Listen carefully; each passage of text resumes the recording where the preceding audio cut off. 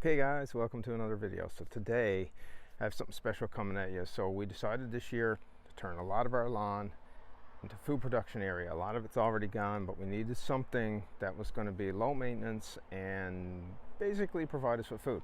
So we planted a field of oats. Today we're going to be harvesting that. Stick around, that's coming up next.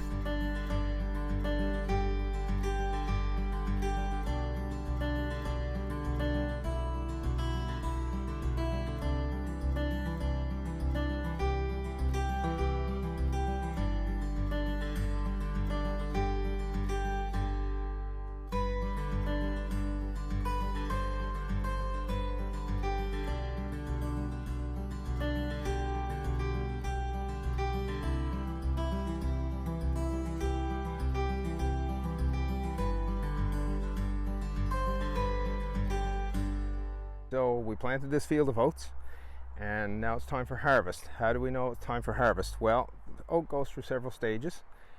First, when pollination happens, the seed will actually start to go milky, it's the milk stage, and it goes through several other stages of basically maturation and drying.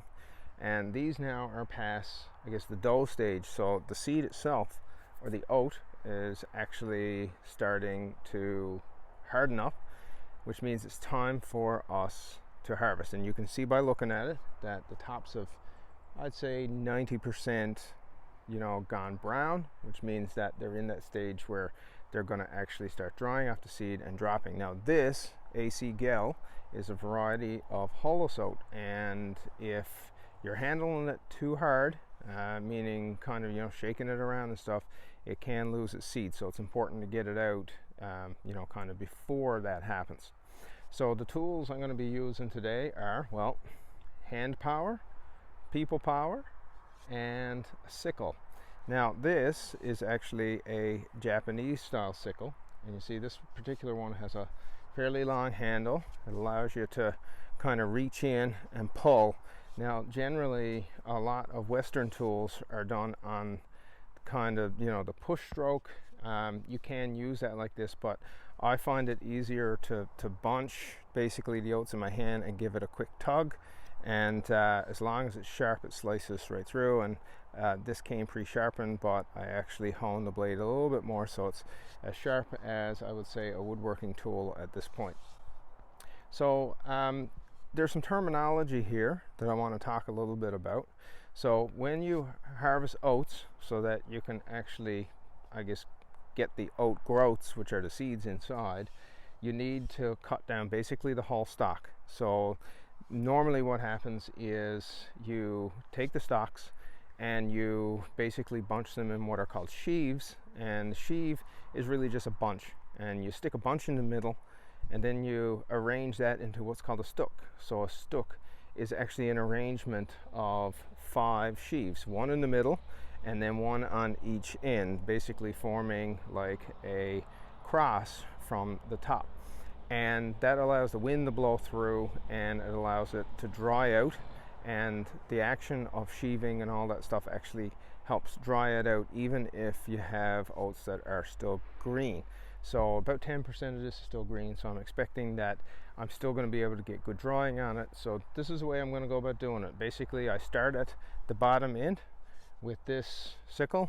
I make my way up, dropping basically as I'm cutting, and then I take everything and put it into a sheave and lay it on the ground. We'll tie them up after.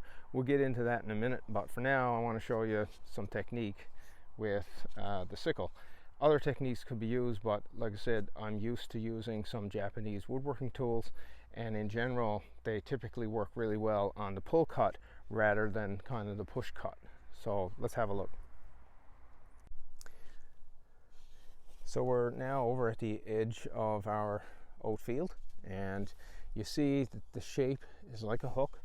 It allows you to grab in behind so that you can grab a handful, simply pull, and then I take it and I just drop it out of the way, and I move my way along to the next cut, and I keep going up that line, and then in the end we're going to collect all of them up, drop them in a sheave, and basically we'll take all the sheaves afterwards and arrange them into stooks. right, we're ready to go. So trusty sickle, let's get at this.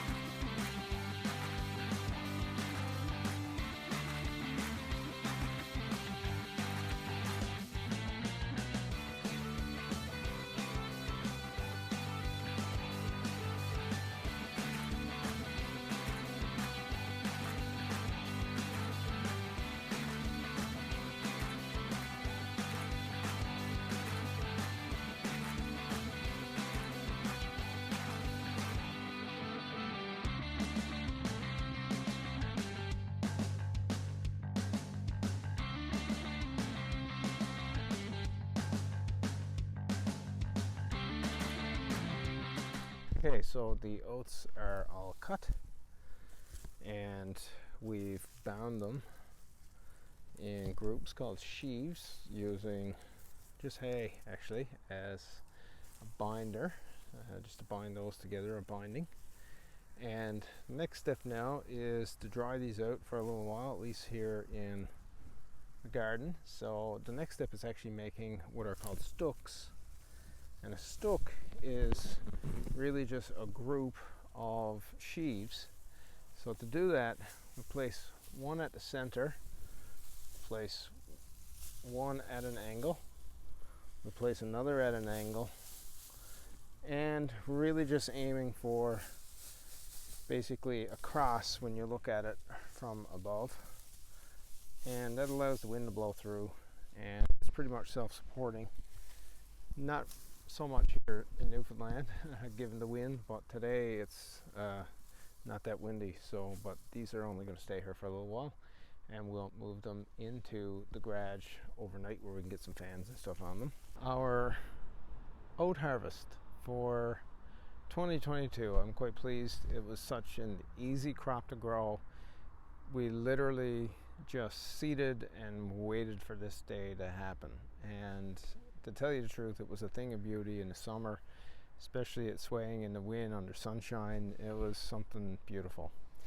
All right, so that's it for our backyard grain harvest. If you guys enjoyed the content, by all means, give us a thumbs up.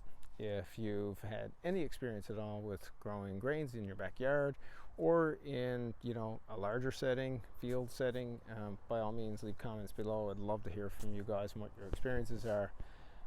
With that being said, please follow along, subscribe to our channel, and we will see you guys next time.